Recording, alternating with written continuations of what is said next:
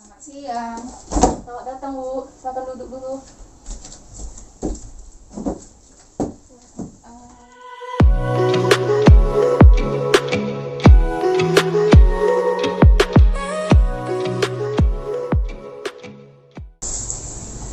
Oke Bu, sudah nyaman? Ya, Bisa pakai Bu sambil saya tanya juga. Ibu ada perlu apa ya? Apa yang bisa saya bantu? saya ingin cari obat untuk suami saya karena air seninya itu sekarang berubah warna jadi coklat. Apa suami Bu udah melakukan pengobatan akhir-akhir ini? Ya, Oh, mungkin itu karena efek samping dari obat yang digunakan suami Ibu. Begini aja Bu, apa Ibu bersedia melakukan konseling dengan saya, hanya makan waktu beberapa menit agar masalah ini dari Ibu lebih paham juga. boleh. Sebelumnya saya kenalkan diri dulu, saya apoteker Nadia Namadita Sinaga. Saya sekarang bertugas di apotek ini. Dengan siapa saya berbicara Bu? Ibu Yunda. Bu Dinda. Sebelumnya saya akan mengajukan beberapa pertanyaan untuk melengkapi data. Apakah Ibu bersedia? Ya, Oke. Jadi yang pertama, berapa usia suami Ibu sekarang? 45 tahun. 10 tahun. Berat badan dan tinggi badannya bagaimana Ibu? Berat badannya itu sekarang 33, tinggi badannya 155. 25. Sekarang Ibu sama suami beralamat di mana? Bilal. Bilal, oke. Mohon maaf Bu, apa suami Ibu merokok atau mungkin mengkonsumsi alkohol? Rokok iya, tapi konsumsi alkohol tidak. Apa suami Ibu punya riwayat alergi atau mungkin riwayat penyakit? Tidak ada. Cuma 3 hari yang lalu kami konsultasi ke dokter.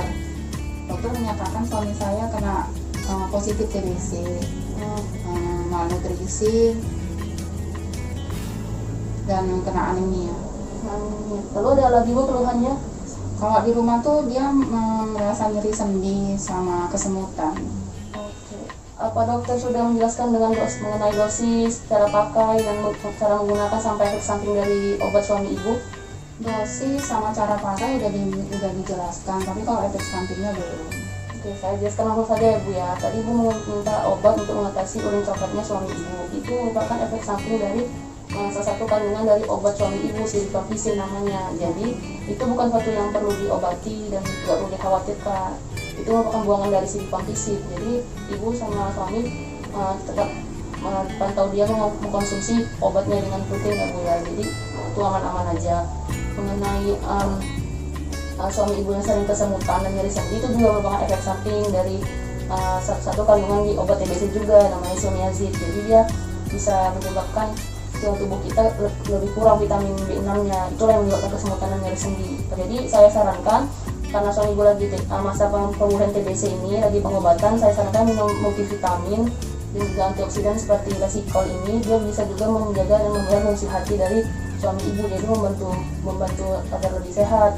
Di sini juga ada kandungan vitamin B6 di lesikolnya, jadi sekalian saja untuk mengatasi kesemutan dan nyeri sendi yang si suami Ibu alami.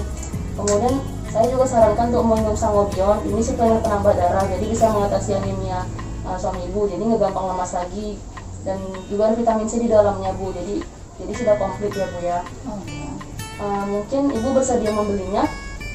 Berapa harga obat tersebut? Kalau harganya 120.000 untuk lesikol, tapi kalau yang sangobion 20.000. Apa Ibu keberatan? Apa ada obat alternatif lain? Obat alternatif lain yang mana Bu? Yang lesikol ya? Yang lesikol soalnya harganya kan mahal. Oke, yang lesikol saya sarankan ada alternatif lain namanya epatin. Itu juga sama fungsinya untuk memelihara fungsi hati dan membantu mengatasi malnutrisi dan juga mengatasi kesemutan dari suami yang Ibu alami. Itu harganya hanya 35.000 Bu. Apa Ibu masih keberatan? Oh iya, saya ambil itu aja. Oke, saya siapkan dulu obatnya ya Bu. Ini Ibu sangobionnya diminum 1 kali 1 hari pada setelah makan, bisa malam hari pagi hari ya. Jadi satu lagi ini ada si epatin. Ini 2 kali 1 hari, 1 tablet setelah makan juga pada pagi hari dan malam hari. Terus mengenai obat yang biasanya diminum rutin ya Bu, agar jangan terputus, agar tidak perlu mengulang lagi dari awal pengobatannya. Lalu pisahkan juga makan suami Ibu dan yang lainnya, dicuci dengan bersih agar tidak menurunkan kepada anggota keluarga yang lain. Kemudian kurangi merokoknya ya Bu ya, biar tidak memicu semakin banyak batuknya, dan kalau bisa kurangi aktivitas keluar karena ini lagi musim pandemi, suami ibu berpotensi lebih terkena mudah menularnya, dan kemudian pakai masker kalau memang mengharuskan keluar ya Bu ya. Apa ibu ada pertanyaan lagi?